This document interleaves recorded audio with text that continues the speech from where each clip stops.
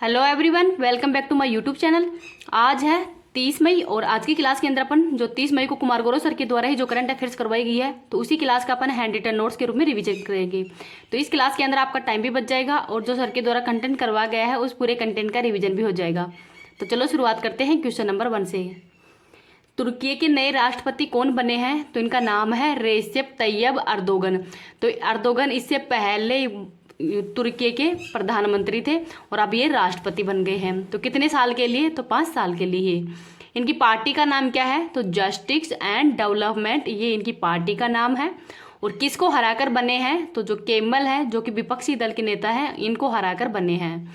और इनके मुद्दे कौन कौन से थे? तो महंगाई और भूकंप के कारण जो विनाश हुआ था, तो ये इनके मुद्दे थे। अब देखते हैं, तुर्की की राजधानी अंकारा है और यहाँ पर भारत के द्वारा ही जो भूकंप आया था तुर्की के अंदर, तो वहाँ पर ऑपरेशन दोस्त चलाया गया था। तुर्की को यूरोप का मरीज भी कहते हैं और प्राचीन इतिहास के अंदर ही तुर्की को कस्तून तुनिया भी कहते हैं। कस्तून तुनकिया नाम प्राचीन किसका नाम है? तो तुर्की का ही नाम है। आगे देखते हैं, अनातोलिया का पठार या एशिया माइनर का पठार, ये भी तुर्की के अंदर ही है। वोन गोलू झील ये सर्वाधिक लवणीय झील है जो कि तुर्की के अंदर ही है। ऑपरेशन करुणा कहाँ पे चलाया गया था? तो ये म्यांमार के अंदर चलाया गया था। तो इसको भी याद रख लेना। इस क्लास की पीडीएफ है वो मैं टेलीग्राम पे डाल दूंगी। टेलीग्राम का लिंक आपको इस वीडियो के ही कमेंट सेक्शन के अंदर मिल जाएगा, तो वहाँ से आप इसकी पीडीएफ प्राप्त कर सकते हैं। अगर आपको ये वीडियो पसंद आ रहा है तो प्लीज़ इसको ज़्यादा से ज़्यादा लाइक एंड शेयर कर देना। अभी तक चैनल पर नए हो, चैनल को सब्सक्राइब नहीं किया है तो चैनल को सब्सक्राइब भी कर लेना। नेक्स्ट और क्वेश्चन को देखते हैं। क्वेश्चन नंबर 2 देखते हैं। कांस फिल्म फेस्टिवल 2023 का आयोजन फ्रांस में किया जा रहा है और इसका पहली बार आयोजन कब किया गया था? तो 1939 के अंदर इसका पहली बार आयोजन किया गया है। और इस बार कौन से क्रम का है? तो 76वें नंबर का ये क्रम है। और इसके अध्यक्ष कौन बने हैं? तो जो रूबेन ओस्टहुंड है वो इसके अध्यक्ष हैं। इसके अंदर ही जो पाल्मे डी और अवार्ड है वो किसको दिया गया है? तो अन्ना टोगमी ऑफ ए फॉल के लिए ही जो जस्टिस ट्रोयड हैं इनको ये अवार्ड दिया गया है। मानद पाल्मे दी और अवार्ड ते माइकल डगलस को दिया गया है। सर्वश्रेष्ठ निर्देशक का अवार्ड त्रान अंट हंग को दिया गया है और सर्वश्रेष्ठ एक्टर का अवार्ड कोजी पाकुसो को दिया गया है। तो इसको भी याद रख लेना, वेरी इंपॉर्टेंट है। आगे देखते हैं, ऑपरेशन कावेरी सूडान में चलाया गया था। ऑपरेशन गंगा यूक्रेन में चलाया गया था और ऑपरेशन देवी शक्ति है ये अफगानिस्तान के अंदर चलाया गया था। तो इसको भी देख लेना। ललन टॉप क्वेश्चन है, उनकी पीडीएफ सर के द्वारा आज अप्रैल महीने की जो करंट अफेयर्स वो करवाई थी, तो उसकी पीडीएफ है वो मैं टेलीग्राम पे डाल दूंगी। तो मैं अब मंथ वाइज जो मंथली आपकी जो पीडीएफ है वो मैं टेलीग्राम पे डाल रही हूँ। इस वजह से मैं आपकी थोड़ी ये ललन टॉप क्वेश्चन है वो नहीं बना पा रही हूँ। तो कल से वापस आपके ललन टॉप क्वेश्चन शुरू हो जाएंगे, क्योंकि जो करंट अफेयर्स है उनके मंथली तो आपको इसकी जो ललन टॉप वाली जो क्वेश्चन करवाए हैं सर के द्वारा उसकी पीडीएफ तो आपको टेलीग्राम पे मिल जाएगी आज अप्रैल महीने की, तो वो पीडीएफ पढ़ लेना। नेक्स्ट देखते हैं क्वेश्चन नंबर 3। GSLV F12, तो जो GSLV F12 है इसके द्वारा ही NVS-01 उपग्रह है इसको लॉन्च किया है। तो किसके द्वारा लॉन्च किया गया है? तो इसरो के द्वारा इसको लॉन्च किया गया है। कहाँ से लॉन्च किया गया था? तो जो श्री हरिकोटा के अंदर ही सतीश धवन केंद्र से इसको लॉन्च किया गया था। नेविगेशन का ही 2nd पीढ़ी का पहला उपग्रह है और पहली पीढ़ी का उपग्रह नाविक है, जिसको कि 2013 के अंदर ही फर्स्ट उपग्रह लॉन्च किया गया था, जिसके अंदर कुल 7 उपग्रह थे। वर्तमान के अंदर ही इसके अंदर 5 उपग्रह हैं वो लॉन्च किए गए हैं। और इसमें परमाणु घड़ी भी लगी हुई है जो कि रुबेडियम की बनी हुई है और इसका निर्माण है वो भारत में ही किया गया है। L1 बैंड भी लगा हुआ है, तो L1 बैंड लगा हुआ है जिसके अंदर ही जो समय है उसकी सटीकता की जानकारी भी मिल सके, तो ये भी थोड़ा याद रख लेना। आगे देखते हैं, नाविक क्या है? तो ये भारत का नेविगेशन सिस्टम है और जीपीएस ये यूएसए का है और ग्लोनास ये रूस का है, तो इसको भी याद रख लेना।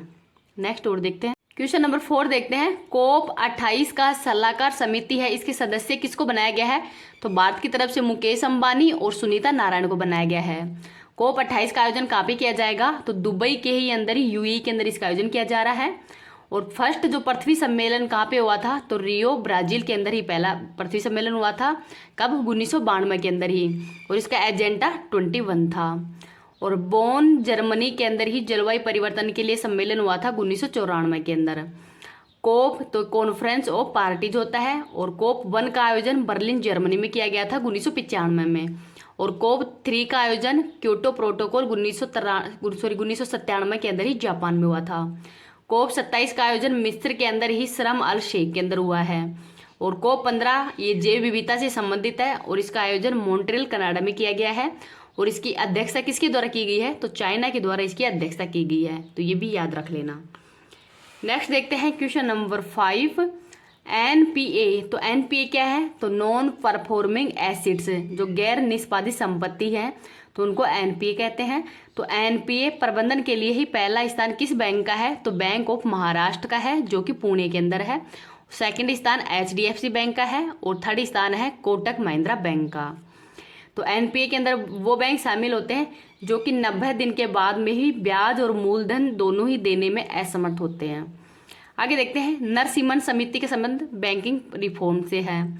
यंग हिल्टन कमीशन, तो इसके अंतर्गत ही आरबीआई की स्थापना की गई थी 1 अप्रैल 1935 को ही।